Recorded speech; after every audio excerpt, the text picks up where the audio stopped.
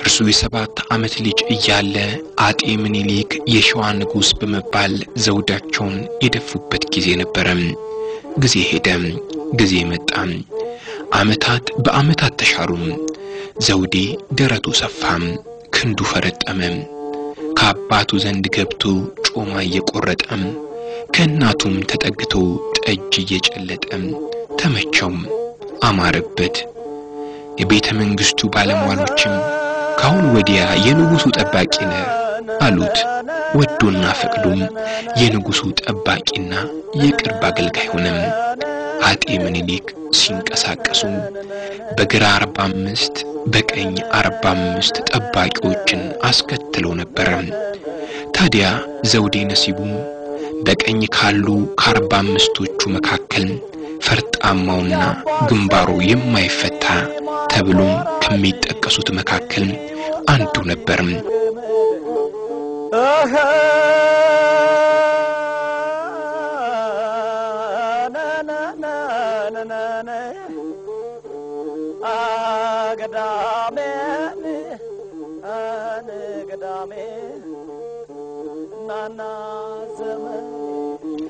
አሁን ከመኪናው ርጬ ወደዚህ ሰው ዘንድ እየሄድኩ ነው። ወደሚሄድበት ጎጆ ደርሼ የማሳያችሁ ሰው ዘውዴ ነሲቡን ሰውየው የተወለዱት በ1874 ዓመተ ምህረት ነው ብዬ ስነግራችሁ ምን ተሰማችሁ ይሆን? ዘውዴ ነሲቡም እድሜያቸው ወደ 128 ዓመት ቀርቧል ወይም አልፏል ስላችሁ ምን ታዝባችሁ ይሆን? በመጨረሻም የዘውዴ ነሲቡ እርጅና ጭራምቱ ያወለጋገደው ሰውነት ግን ያልዛላ አንደበትና የሰላ ጆሮአቸውን ዛሬም ድረስ በሕይወትና በአስገራሚ ጤንነት ላይ እንዳለ ስነግራችሁስ ግድ የለም እመኑ፣ ተቀበሉ። የምነግራችሁንም ታዩ ዘንድ እነሆ ጊዜው ቀርቧልና።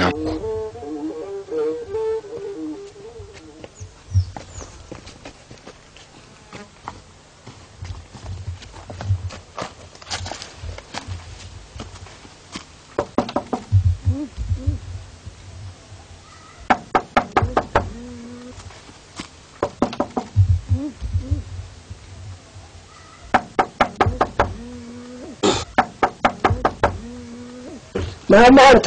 እኔ ነኝ አባባ።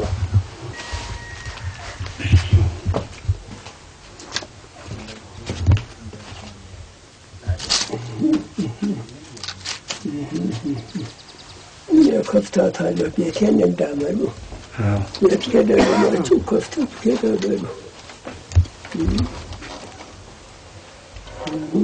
ደህና ነው አባባ? እንዴት ዋሉ? እግዚአብሔር ይመስገን። ሰላም ነው? ሰላም ነው። እንግዶች ነበርን ከአዲስ አበባ የመጣን። ታዲያ ምን ምትል? አይ ትንሽ ብንጫወት ብናወጋ ብለን ነበር። ምን አሁን መጣው ሄዱ? ምንድነው? አይ እኛ ሌሎች ነን። አሁን መጣው ሄዱ። አለማየሁ ምሳሌ ላኩል አሁን መጣው ሄዱ ጌታዬ። ልቤ አይወረወርክ።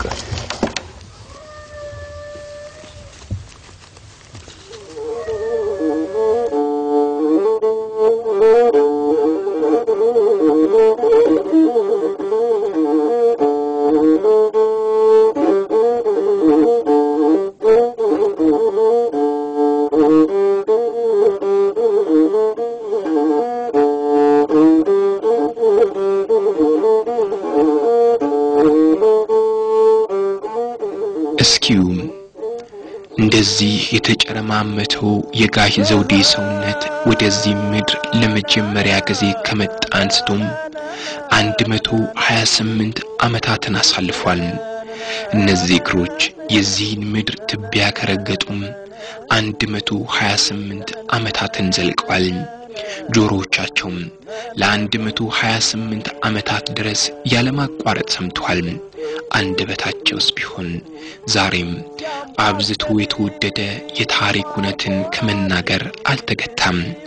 ዘውዴ ነሲቡም ወሰድ መለስ ያዝ ለቀቅ ጨበጥ በሚያደርግ ጤናና ችግር ሺህ ቀናት ቢናውዙም 128 ዓመታትን ግን የልባቸው ምት ሳይዛነፍ ክንዳቸው ሳይታጠፍ ከዓመት እስከ ዓመት መፍሰሳቸውን እንደማያቋርጡት የደጋ ጅረቶች እስትንፋሳቸው ሳይቋረጥ ዛሬም አሉ።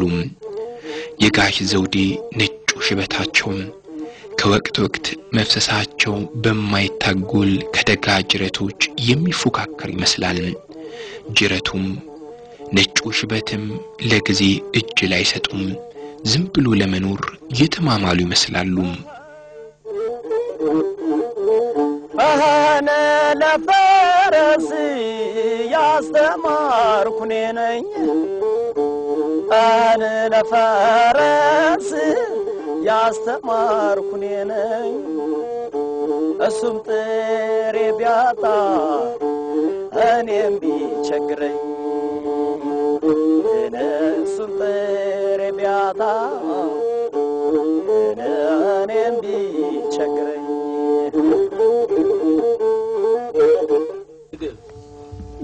ምግብ ይመጣልዎታል ይመጣልኛል ምግብ በተስካን እየቀላወጥኩ ነው እንደናንተ ያለ መኳንንት ተግቢ ምሳቸውን ይልኩልኛል የኔ ጌታ የብልልክ አሽከሮች ምሳዬን ላኩልኝ እናንተ ናችሁ ምግብ ተየት ነው የሚመጣልኝ የሰጡኝን ስንዴ ወዲያ ወዲህ ቢሰጡኝ ተውታውን ስለስንዴው ተውታውን ታዲያ ምን ተዋለ ትቻለ አሁን ይወሉ ለየቤተ መንግስት ምንድን ነበሩ ይላሉ የቤተ መንግስት የቤት ውልዳቸው ነን እናትና አባታችን ምኒልክ ሲያቀና ሲዳሞን ጅማን ወለጋን ግሚራን ሲያቀና ተማረኩ መጡ ተማርከው መጡ 45ቱን አዲስ አበባ 45ቱን እዚህ ያስቀመጠን ያመርድ አስፋሰን አማህ ኢየሱስ ጊዮርጊስን ተከለ መርድ አስፋሰን ማርያምን ተከለ ኃይለ መለኮት ሚካኤልን ተከለ ወሰን ሰገድ ቁንዲን ተከለ አረፈ ምኒልክ የታረፈ አዲስ አበባ እባት አለፈ ተልጁ ጋራ አጤ ምኒልክ ሲነግስ የሰባት ነኝ የነገሰባትም ይቻኮረብቷ ዳርዳሯ ሰዓት መሐከሏ ገነት አላት በምድር ለመኖር መቻቅ ተዋልሰው በምድር ለመኖር መቻን ያቅተዋልሰው አልገኝና ለንጂ ዳርቻ የሚያደርሰው አልገኝና ለንጂ ዘውዴ ነሲቡ ከሙላ ጎደል ጤነኛ ናቸው ከድካም ከርጅና ውጪ ማለት ነው ብዙ ጊዜም ከቤተክርስቲያን ደጃፍ ምጽዋት ሲለምኑ ደጀ ሰላም ዘልቀው የለት ጉርሳቸውን ሲታደሙ ረጅም ጊዜ ሆኗቸዋል ያ ያማረ የተወደደ ደም ግባታቸው ግን ዛሬ የለም ወይቧል ምልምል ቁመናቸው አዘንብሏል ጎብጠዋል በተለይ ሁለቱም አይኖቻቸው በ1970ዎቹ መጀመሪያ አካባቢ ማለትም እድሜያቸው 98 አካባቢ ሲደርስ አይኖቻቸው በይፋ ተከደኑ ማየት ተሳነን ደከመን ተረታናሉ ይህ የተፈጥሮ ግዴታ ነበርና ከቱም አንዳች የሚያዳግም መፍትሄ አልነበራቸውም ከዚያም የሚደገፉት ቀጭን በትራቸው ምርኩዝ ብቻ ሳይሆን የአይናቸውንም ቦታ ተክቶ ማዝለቅ ባይቻላቸውም ከግንድና ከግንብ እየተከላከለ መንገድ ይመራቸዋል ይሁን ይህንስ ማናየላቸውም